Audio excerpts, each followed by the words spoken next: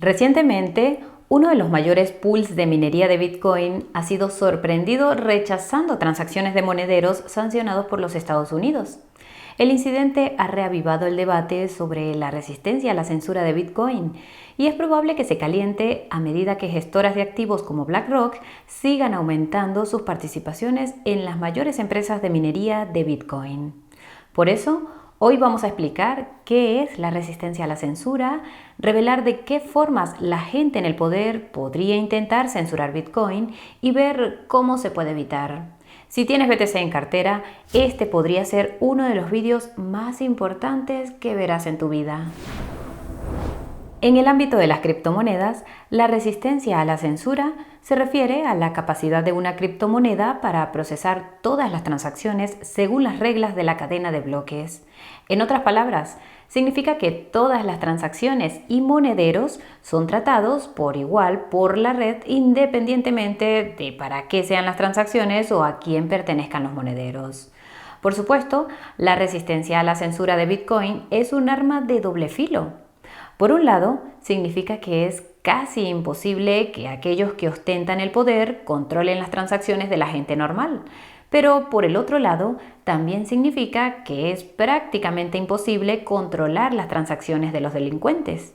Naturalmente, hay quienes han argumentado que la resistencia a la censura de Bitcoin es un problema por este motivo. Otros, en cambio, han señalado con razón que en el momento en que haces posible censurar las transacciones de unas pocas personas, entonces se hace posible censurar las transacciones de todo el mundo.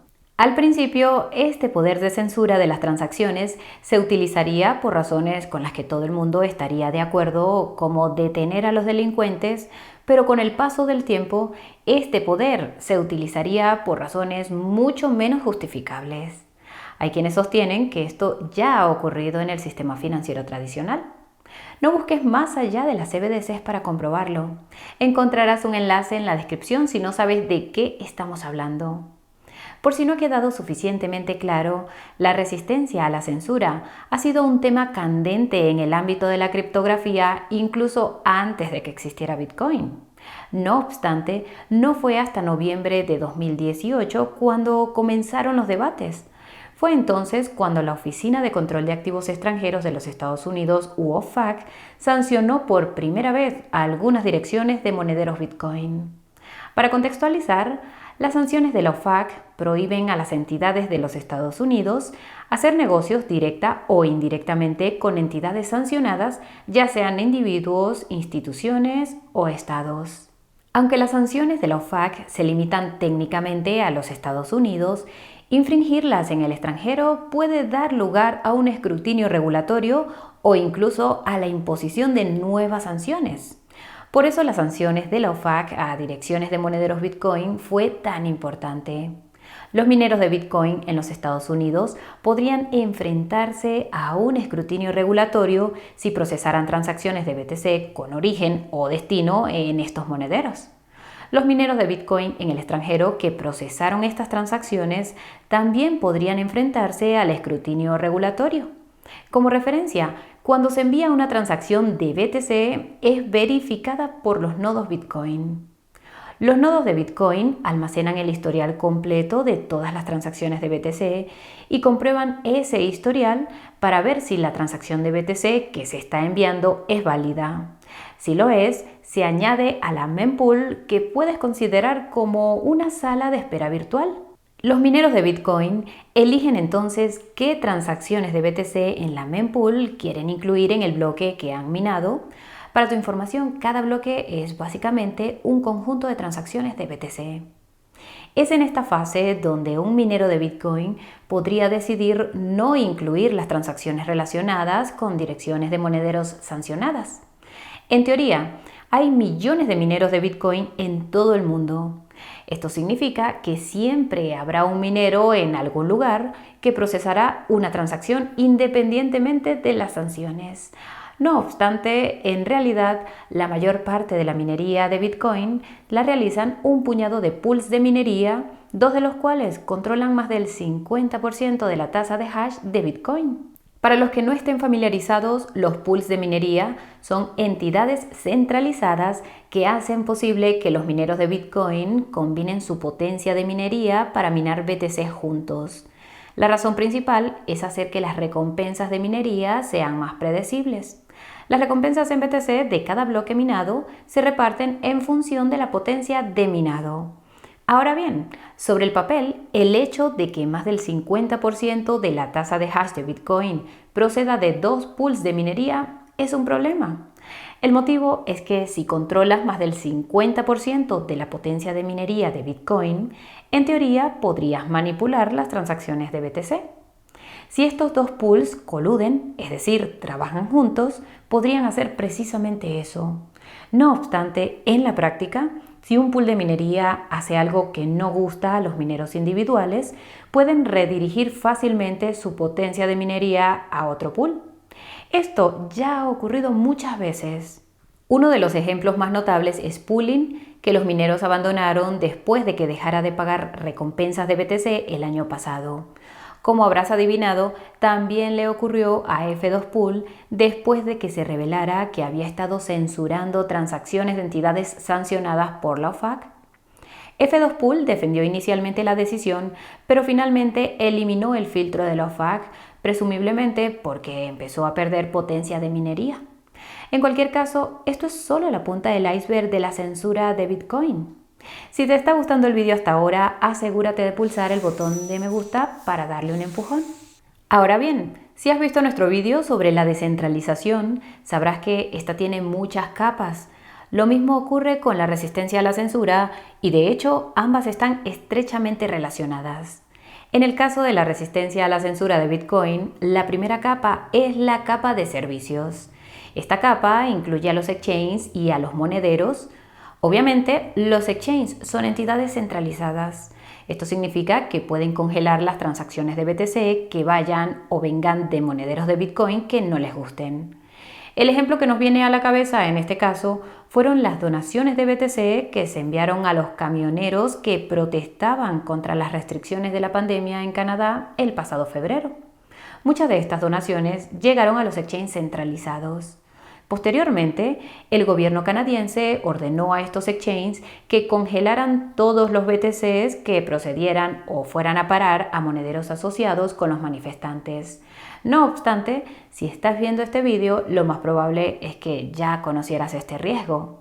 Por eso debes guardar tu BTC en tu monedero de criptomonedas personal y te informamos que la página de ofertas de Coinburó tiene enormes descuentos en los mejores monederos hardware. Encontrarás el enlace en la descripción. Pero, ¿y si te dijéramos que tus monederos de criptomonedas personales pueden no ser tan resistentes a la censura como crees? En enero del año pasado, Trezor implementó una función que básicamente permitiría vincular tu identidad a la dirección de tu monedero con fines de cumplimiento. Trezor se disculpó y retiró la función tras la reacción del público y otros monederos que soportaban el protocolo siguieron su ejemplo. Si te preguntas por qué, la respuesta es la pendiente resbaladiza que hemos mencionado antes.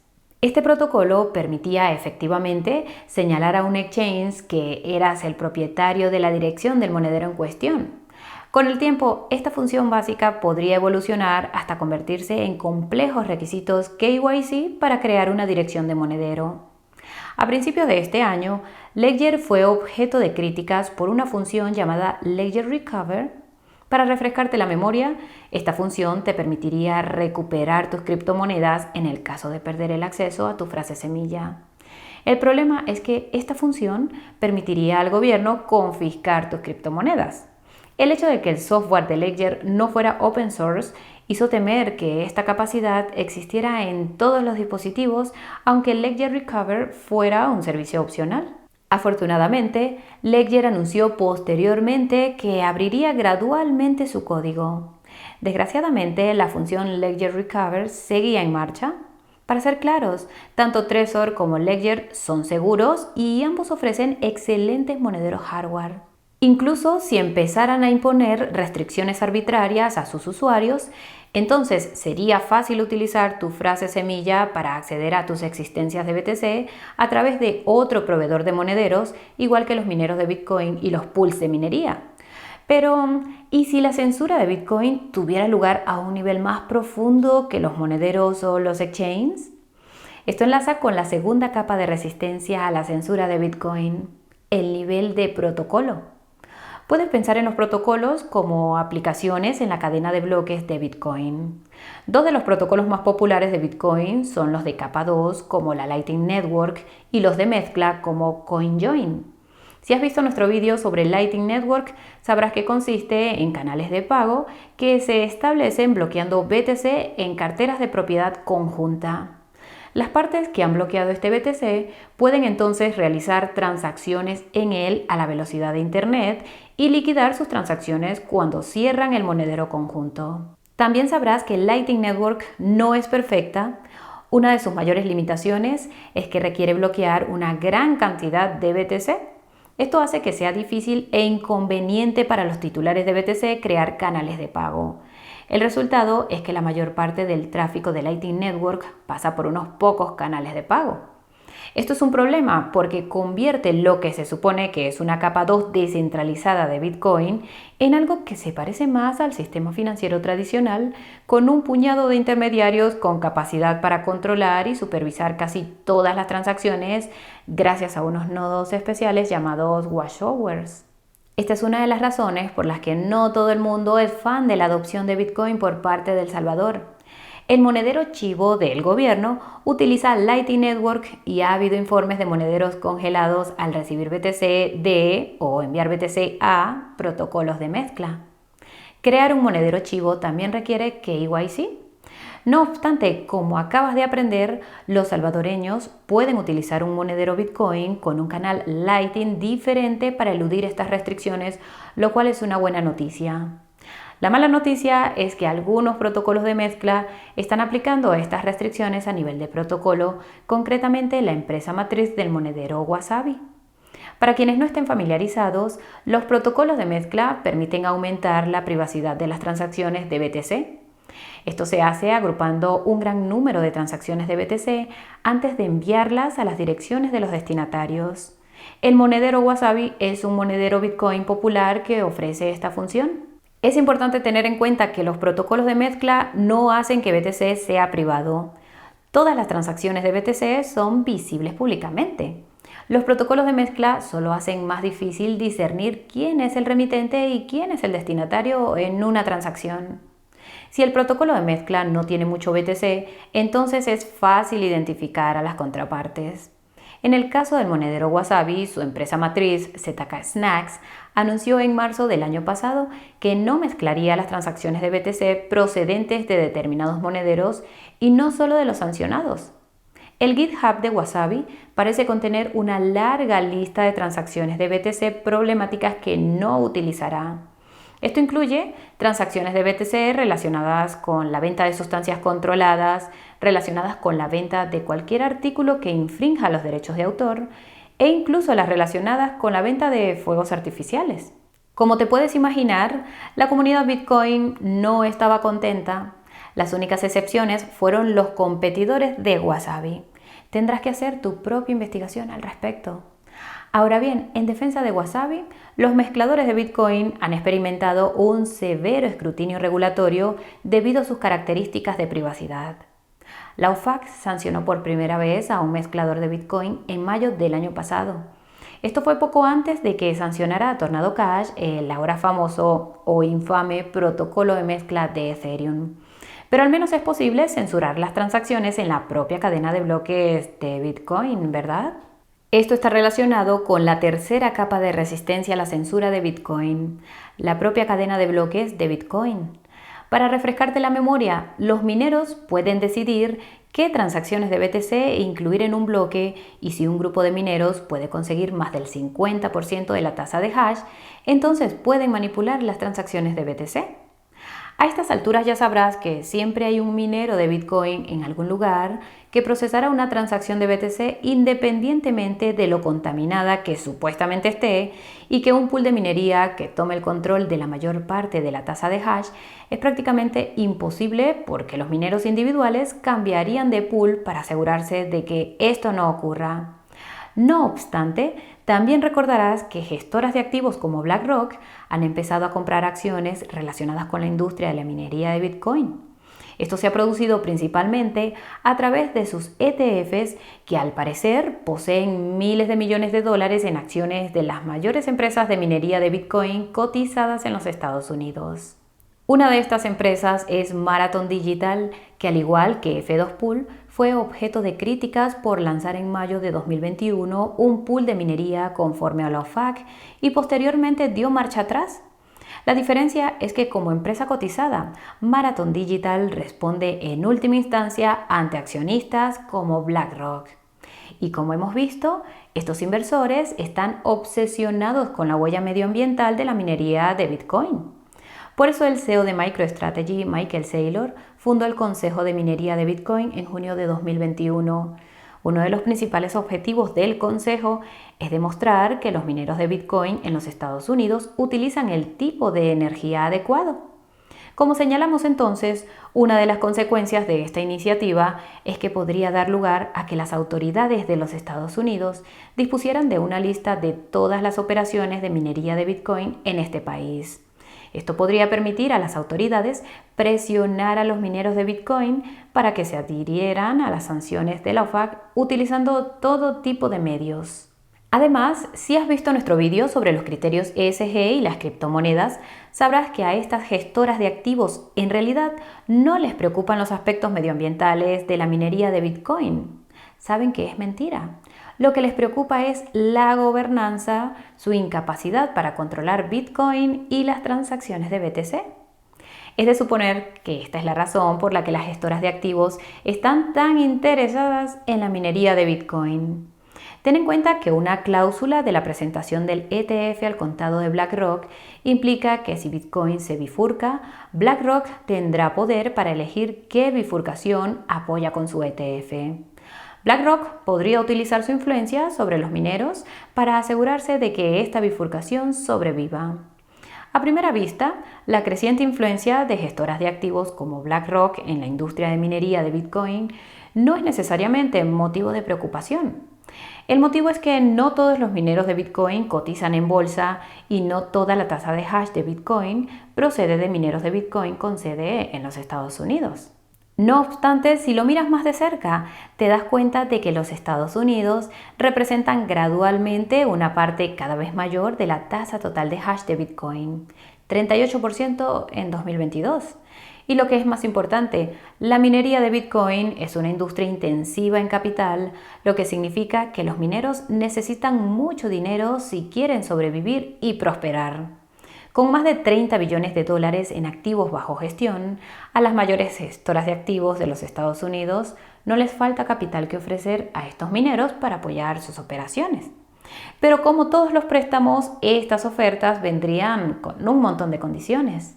En este caso, puedes apostar a que incluirían aspectos relacionados con los criterios ESG y la OFAC, pero esto supone que los mineros de Bitcoin influidos por las gestoras de activos se convertirán en los más grandes. Afortunadamente, esto parece poco probable porque de hecho hay millones de mineros de Bitcoin en todo el mundo a los que no se puede coaccionar y probablemente seguirán representando la mayor parte de la tasa de hash de Bitcoin indefinidamente. La única forma de influir en estos mineros individuales es a través de los pools de minería que utilizan, y Jack Dorsey realizó recientemente una inversión en un nuevo pool de minería que eliminará esta influencia. Este pool de minería se llama Ocean, es sin custodia, lo que significa que emite recompensas de BTC directamente a los mineros. Esto evita la posibilidad de censura, porque no hay un operador centralizado al que se pueda coaccionar para que cumpla los criterios ESG, las sanciones de la OFAC o de otro tipo. Con un poco de suerte, los pools de minería de Bitcoin como Ocean se convertirán en la norma. Esto está garantizado si seguimos viendo que los pools existentes doblan la rodilla. Pero, ¿y si se impulsara el cumplimiento a un nivel más profundo que la cadena de bloques de Bitcoin? Esto está relacionado con la última capa de resistencia a la censura de Bitcoin, el hardware. Lo creas o no, más del 75% de la minería de Bitcoin se realiza utilizando hardware fabricado por una única empresa. Se trata de una verdad incómoda que es ampliamente conocida, pero de la que rara vez se habla en la comunidad de las criptomonedas. La empresa en cuestión es Bitmain, que al parecer fue en su día la mayor empresa del sector y según algunas estimaciones sigue siéndolo. Recientemente, Bitmain apareció en los titulares por una supuesta pausa en los pagos a los empleados, lo que sugiere que la megaempresa anda escasa de efectivo. Si has visto nuestro vídeo sobre la guerra por el control de Bitcoin, sabrás que Bitmain fue uno de los actores clave en la lucha por cambiar el tamaño de los bloques de Bitcoin. También sabrás que Bitmain no se alió con ningún bando. Más bien parecía que la empresa solo quería ganar tanto dinero como fuera posible. Prueba de ello es que Bitmain ha solicitado cotizar en bolsa en al menos 3 países: Hong Kong, podría decirse que China, Alemania e incluso los Estados Unidos. Curiosamente, Bitmain no ha tenido éxito en ninguna de sus solicitudes de salida a bolsa hasta ahora, pero al parecer sigue planeando hacerlo en algún sitio. Como acabas de descubrir, gestoras de activos como BlackRock son algunos de los mayores accionistas de las mayores empresas de minería de Bitcoin en los Estados Unidos. Como algunos de vosotros sabréis, esto no solo ocurre con los mineros de Bitcoin, ni tampoco solo en los Estados Unidos. Tienen grandes participaciones en empresas cotizadas en todo el mundo. Dado su repentino interés por Bitcoin, es lógico que BlackRock y otras gestoras de activos se apresuren a comprar acciones de Bitmain si cotiza en bolsa, independientemente del país. Esto les daría una enorme influencia sobre la empresa que produce casi todas las máquinas de minería de Bitcoin. En ese momento, estas gestoras de activos podrían exigir que Bitmain cumpliera todo tipo de criterios. Quizás se les impediría vender sus máquinas a mineros que no tuvieran una alta puntuación ESG. Tal vez tendrían que obligar al cumplimiento de las sanciones de la OFAC en el hardware de las propias máquinas de minería. Se trata de una posibilidad aterradora de la que no se habla lo suficiente. Esto es probablemente el resultado de que nadie está dispuesto a abordar el elefante en la habitación. La dependencia de Bitcoin de Bitmain podría convertirse en un problema para BTC en un futuro no muy lejano. Afortunadamente existen otros fabricantes de ASICs y siendo realistas, no es un riesgo al que Bitcoin tenga que enfrentarse pronto. Los acontecimientos recientes también sugieren que si los poderes fácticos intentaran tomar el control del hardware de Bitcoin, la comunidad respondería con contramedidas como la intervención de Jack Dorsey para financiar un nuevo pool de minería. Es fácil olvidar que cuando más se adopta y comprende Bitcoin, más resistencia hay en cada capa de la resistencia a la censura de Bitcoin. El motivo es simplemente que a todos los poseedores de BTC les interesa asegurarse de que Bitcoin siga siendo lo más resistente que sea posible a la censura, incluso a las gestoras de activos. Al fin y al cabo, sin resistencia a la censura, Bitcoin no es más que una versión más distópica del sistema financiero existente, un sistema financiero que nadie adoptaría voluntariamente ni en el que nadie invertiría. El valor de BTC iría rápidamente a cero y eso sería malo para todos, excepto quizá para los bancos centrales y los gobiernos. Dicho esto, parece que incluso los bancos centrales se están preparando para comprar BTC. Más información al respecto en la descripción. Y hasta aquí el vídeo de hoy. Si has aprendido algo nuevo, háznoslo saber pulsando el botón de me gusta. Si quieres seguir aprendiendo, suscríbete al canal y a sonar esa campanita de notificación. Si quieres ayudar a que otras personas aprendan, dedica un segundo para compartir este vídeo. No olvides consultar la página de ofertas de Coinburó si buscas un monedero hardware seguro o si quieres hacer trading o acumular BTC en un exchange. Tiene descuentos en las comisiones de trading de hasta el 60% y bonificaciones de hasta $40,000 en los mejores exchanges. El enlace está en la descripción. Muchas gracias a todos por acompañarnos hasta el final. Nos vemos muy pronto. ¡Felices fiestas! ¡Chao, chao!